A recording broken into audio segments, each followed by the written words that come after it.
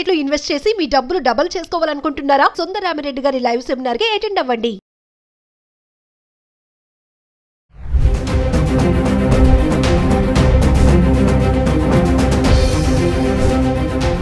నమస్తే, welcome back to Suman TV.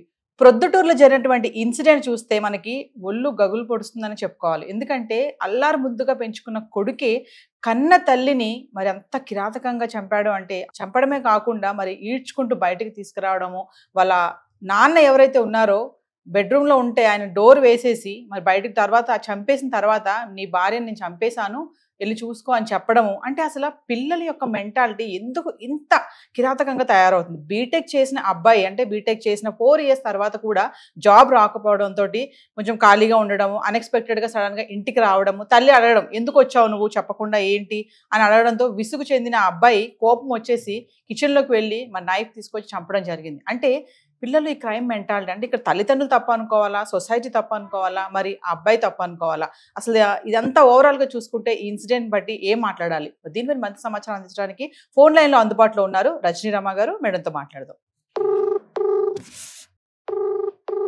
Hello, నమస్తే రజనీ రమ గారు. నమస్తే నవీన మేడం, ఇప్పుడు ప్రొద్దుటూరు ఇన్సిడెంట్ మీకు తెలిసే ఉంటుంది. మరి కొడుకే తల్లిని చంపడం మనం చూస్తున్నాము. అంటే ఎంత అంటే మనం గతంలో కూడా కొన్ని వీడియోలో మాట్లాడుకున్నాము, ఇలా పేరెంట్స్ పైన చిరాకు పడడం, కోపపడము, కొట్టడం వరకు చూసాం. కానీ ఇప్పుడు ఇక్కడ చూసుకుంటే చంపడం కూడా. అంటే అసలు ఏం జరుగుతుంది అనుకోవచ్చు? అంటే పిల్లల్లో ఇంత క్రైమ్ మెంటాలిటీ ఈ ఇన్సిడెంట్ ద్వారా అంటే మీరు ఏం చెప్పాలనుకుంటున్నారు? ఒకసారి పిల్లలు అంటే ఇతను పిల్లల కిందకి రాడు. ఏజ్ వచ్చేసి 25+. బీటెక్ కంప్లీట్ అయిపోయింది. అయితే ఇతను ఇంకా జాబ్ సెట్టింగ్ లో ఉన్నాడు అని మనకి చెప్తున్నారు.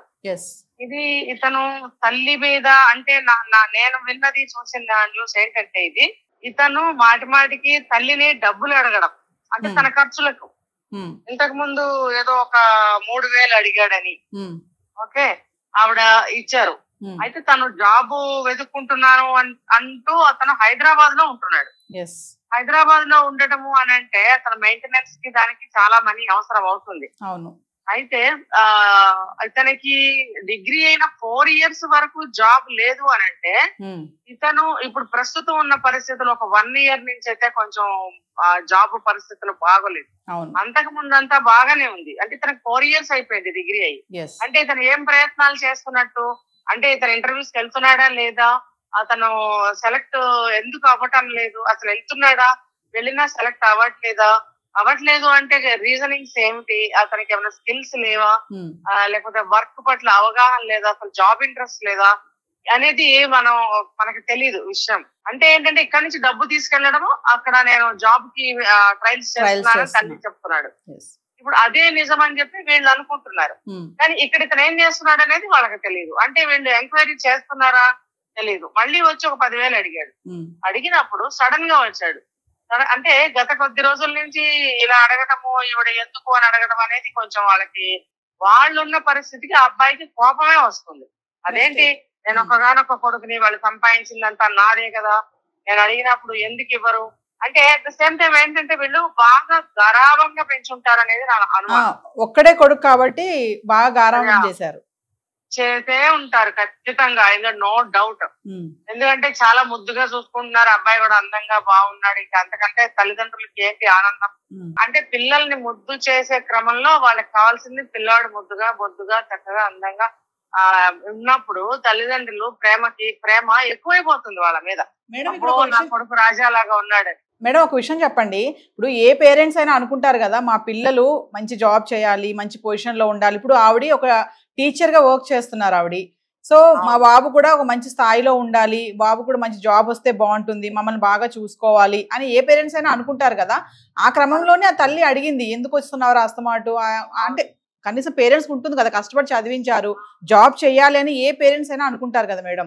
అంటే పిల్లలు తల్లిదండ్రులు అడిగినప్పుడు పిల్లలు ఎందుకు ఇంత ఫ్రస్ట్రేట్ అయ్యి అంత క్రైమ్ గా ఎందుకు ఆలోచిస్తున్నారు? అంటే ఇప్పుడు అందరినీ ఒక గాటకి కట్టేయలేము నవీన. ఇప్పుడు పర్టికులర్ ఈ కేసు తీసుకుంటే ఖచ్చితంగా నాకు అనిపిస్తుంది ఈ అబ్బాయి నేను ఇందాక చెప్పిన అభిప్రాయాల్లోనే పెరిగాడు. ఏంటంటే ఇదంతా నాదే కదా, నేను జాబ్ చేయాల్సిన అవసరం ఏముంది, దీనికి నేను ఇంకా వేరే విషయాలు కూడా చెప్తా చూడండి. ఇది ఖచ్చితంగా ఇలాంటివి జరిగాయి. నాకు చాలా కేసులు తెలిసివి, ప్రత్యక్షంగా నేను బంధువుల్లో కూడా చూసింది.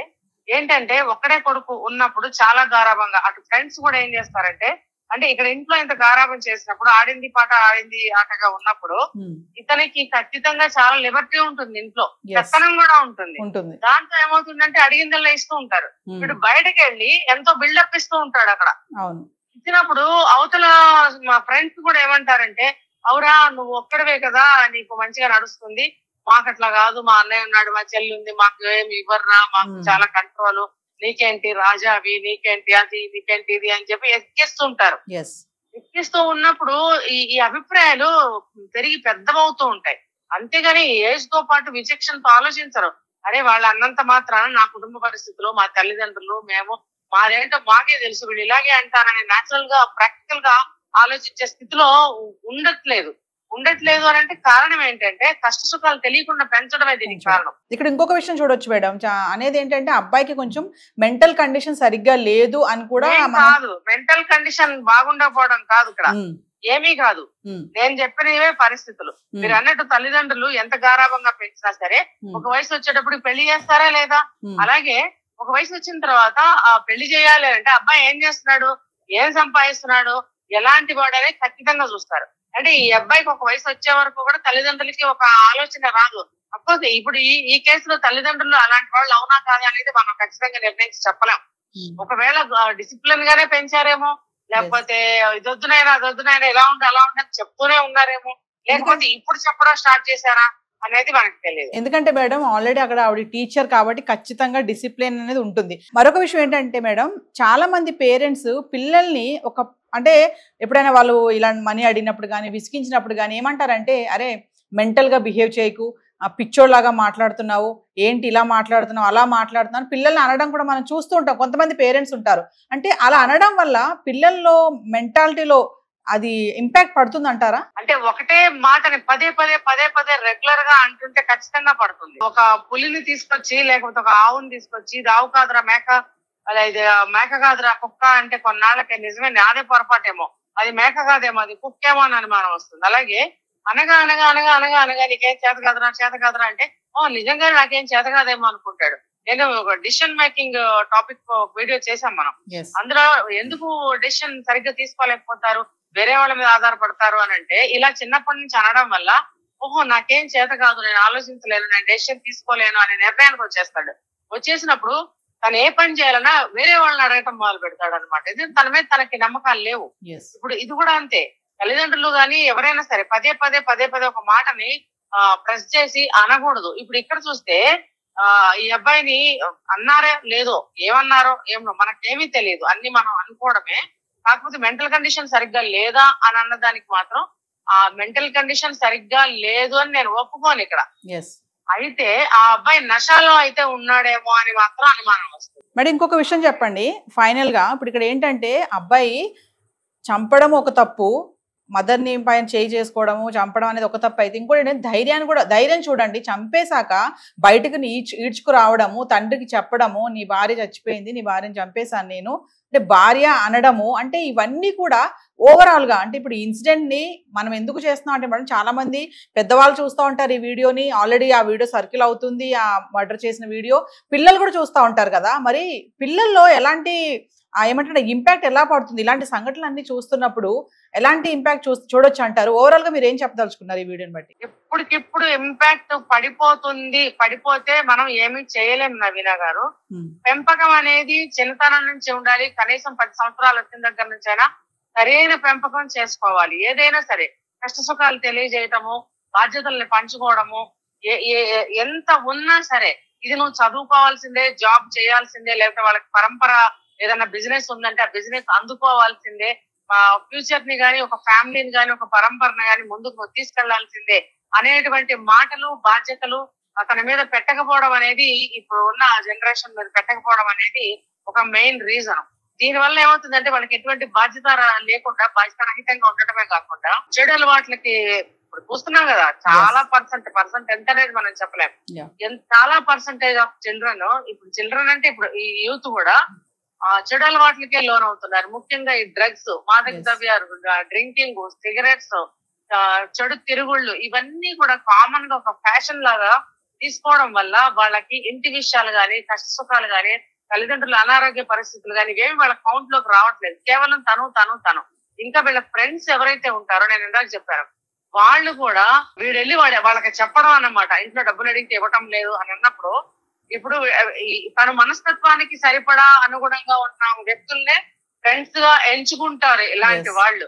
సో ఇతనికి తగ్గట్టే ఉంటారు వాళ్ళు కూడా. ఇతను వెళ్ళి అలా చెప్పడం వల్ల వాళ్ళు, అయ్యో వద్దురా మీ అమ్మని బాధ పెట్టకురా, వెళ్ళరా అని ఎవరు చెప్పరు. ఇది సినిమా కాదు, అవును ఎలా చేస్తుంది అలా చేస్తుంది. ఎందుకంటే వాళ్ళు కూడా ఇతనితో కలిసి అలాంటి అలవాట్లకు లోబడి అందరూ కలిసి ఆ పనులు చేస్తారు కాబట్టి, తాగడమో తినడమో లేకపోతే ఒక క్రైమ్ చేయడమో చెడు ఆలోచనలు చేయడమో కలిసే చేస్తారు. చేసినప్పుడు వాళ్ళు ఎలాంటి ఆలోచనలు ఇస్తారంటే, ఎందుకు వచ్చిన తల్లిదండ్రులు ఎలాంటి వాళ్ళు ఉన్నా ఒకటే పోయినా ఒకటే, లేకపోతే వేసారా ఏదో రోజు చూసి, ఇలాంటి ఏదో సలహాలు ఇచ్చేవాళ్ళు లేరంటారా మన సమాజంలో బోల్డ్ మంది ఉన్నారు. మేడం ఒక విషయం చెప్పండి, ఇప్పుడు అంటే తల్లిదండ్రులు మేము చదివించాం కాబట్టి, ఇంత డబ్బు వెచ్చించాం కాబట్టి నీ పైన నువ్వు ఖచ్చితంగా జాబ్ చేయాల్సిందే అని అనడం తప్పని అంటారా? ఈ మాట పేరెంట్స్ పిల్లలు అనడం తప్ప? ఇది అసలు సంబంధం లేదు. మేము కష్టపడి చదివించాం కాబట్టి నువ్వు జాబ్ చేయాలనేది సంబంధం లేదు దానికి. మేము కష్టపడి చదివించినా, డబ్బుండి చదివించినా నీ భవిష్యత్తు కోసం. నువ్వు ఇప్పుడు తల్లిదండ్రులు నువ్వు ఎందుకు చదువుకోవాలిరా నాయనా అంటే, నీ చదువు మాకు తిండి పెట్టాలని కాదు, నీ చదువు నీకు తిండి పెట్టడం కోసం నిన్ను చదువుకో అని అంటాము అనేది తల్లిదండ్రుల వాదన అనేది ఉంటుంది. కాబట్టి తల్లిదండ్రులు ఏ స్థితిలో ఉన్నా సరే, ఉన్నా లేకపోయినా పిల్లల్ని చదివించేది వాడు అన్నం కోసం ఎక్కడ చెయ్యి చాచకూడదు అనే ఒక ఉద్దేశంతోనే చదువుకోరా, ఉద్యోగం చేయరా, ఉద్యోగం చేయాలి అని అంటారు. వినప్పుడు ఏం చెప్తారంటే, పక్క నుంచి సమాజంలో నీకు గౌరవం ఉండదు, ఎవరైనా పిల్లనివ్వాలన్నా నువ్వు లవ్ చేయాలన్నా నీ దగ్గర ఏం చూసి లవ్ చేస్తారు, నిన్ను పిల్లనివ్వాలంటే ఏం చూసిస్తారు అని చెప్తూ ఉంటారు. ఇంకొకటి ఏంటంటే, ఇక్కడ జరిగిన ఒక పొరపాటు ఏంటంటే, తల్లి ఫ్రీక్వెంట్ గా అబ్బాయి ఉద్యోగం మీద ప్రెషర్ తీసుకొస్తుంది అనేది న్యూస్ మనకు ఒకటి తెలిసింది. ఇక్కడ అలా ఉన్నప్పుడు ఈ అబ్బాయిని అసలు హైదరాబాద్ లో ఎందుకు ఉంచాలి? నువ్వు ఏ మారుమూల ఉండి ఉద్యోగానికి నువ్వు అప్లై చేసుకుంటే నీకు ఇంటర్వ్యూకి పిలవరు.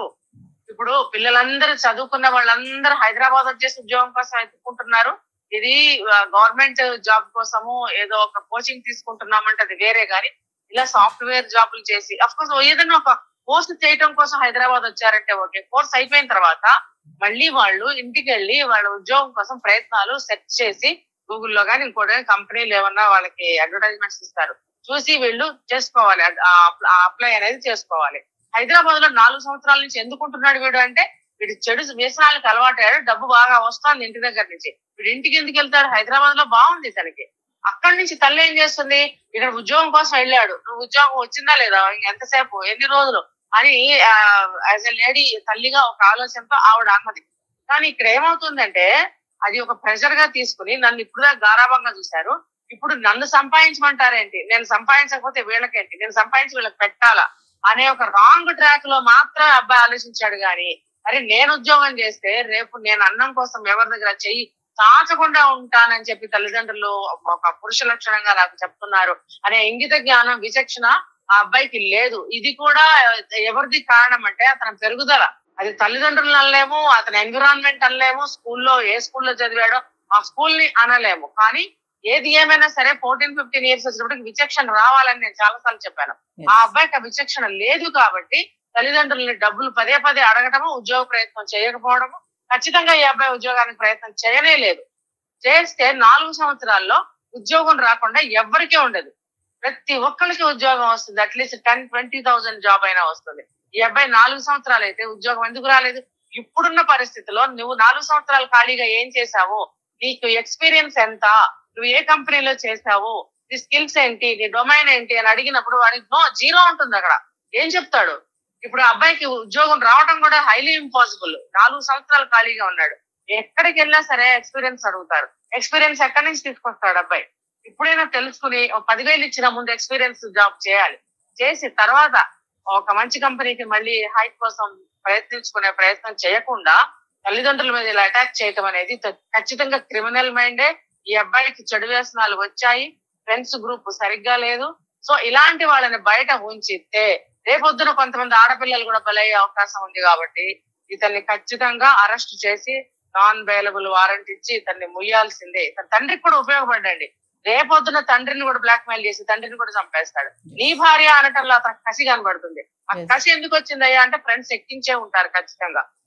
ఉంటారు అని ఎందుకు అంటున్నానంటే అతని ఫ్రెండ్స్ గ్రూప్ ఎవరో వాళ్ళు ఎలాంటి వాళ్ళో నాకు తెలియదు కాబట్టి ఉంటారు అని మాట్లాడుతున్నా. కానీ ఖచ్చితంగా ఉన్నారు, వాళ్ళు ఉంటారు, ఖచ్చితంగా ఉంటారు. వాళ్ళకి అలాంటి స్నేహితులు ఎవరు, వాళ్ళు కూడా దీనికి కారణమే. కానీ వాళ్ళు తెర వెనక ఉన్నారు కాబట్టి మనం వాళ్ళని మాట్లాడలేము. వీళ్ళు కనుక కేసు పెట్టినట్టయితే ఆ కేసుకు సంబంధించిన విధానంలో ప్రక్రియలో పోలీసులే అవన్నీ చూసుకుంటారు. కానీ వాడిని మాత్రం సమాజంలో వదలవలసిన అవసరమే లేదు. నవీన గారు thank you madam, thank you. So viewers, మరి రజనీరమ్మ గారి మాటలు విన్నాం కదా. ఏది ఏమైనా పిల్లల్లో ఇలాంటి మెంటాలిటీ అనేది మనము రోజు రోజుకి చూస్తూనే ఉన్నాము. తల్లిదండ్రులు కూడా పిల్లల పట్ల కోఆర్డినేషన్, వాళ్ళతో మాట్లాడడము, వాళ్ళు ఏం చేస్తున్నారు, ఎక్కడికి వెళ్తున్నారు, చిన్నపిల్లలే కాదండి, మరి బీటెక్ చేసి 4 years కంప్లీట్ అయ్యా కూడా జాబ్ రాకపోవడంతో అబ్బాయి ఫ్రస్ట్రేట్ అయ్యాడు. అదే విధంగా తల్లిదండ్రులు కూడా అక్కడ ఫ్రస్ట్రేట్ అవ్వడం మనం చూస్తున్నాం. అంటే పిల్లలతో తల్లిదండ్రులు ఎలా ఉంటున్నారు, ఇక్కడ అబ్బాయిదే తప్పని చెప్పుకోవడానికి లేదు, అలా అని తల్లిదండ్రులు తప్పని చెప్పడానికి కూడా లేదు, సొసైటీ కూడా. ఎందుకంటే మేడం చెప్పారు కదా, ఫ్రెండ్స్ అండి. ముఖ్యంగా ఏంటంటే పిల్లలు, మన పిల్లలు ఎవరితో స్నేహం చేస్తున్నారు, ఎలాంటి వాళ్ళతో స్నేహం చేస్తున్నారు అనేది ఖచ్చితంగా ప్రతి ఒక్క పేరెంట్ కూడా నోటీస్ చేయాలి. మా వాడు అక్కడ ఉన్నాడు, మా వాడు ఇక్కడ ఉన్నాడు, జాబ్ కోసం ట్రయల్ చేస్తున్నాడు అని చెప్పేసి అడిగినప్పుడల్లా డబ్బులు పంపించేయడము, అక్కడితో మన పని అయిపోయింది అనేసి కొంతమంది ఏంటంటే మేము కష్టపడి మేము చదివించాం కదా, ఇంత డబ్బు వెచ్చించాం కదా, మరి నువ్వు జాబ్ చేయాలి, నువ్వు జాబ్ చేసి మమ్మల్ని చూసుకోవాలని అనేవాళ్ళు కొంతమంది ఉన్నారు.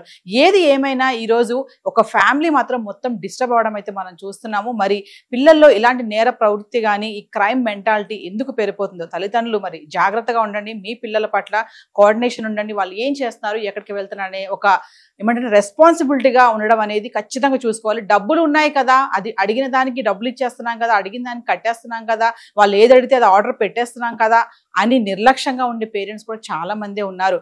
మరి జాగ్రత్త పేరెంట్స్, మీ పిల్లలు ఏం చేస్తున్నారు అనేది ఖచ్చితంగా చూస్తూ ఉండాలి.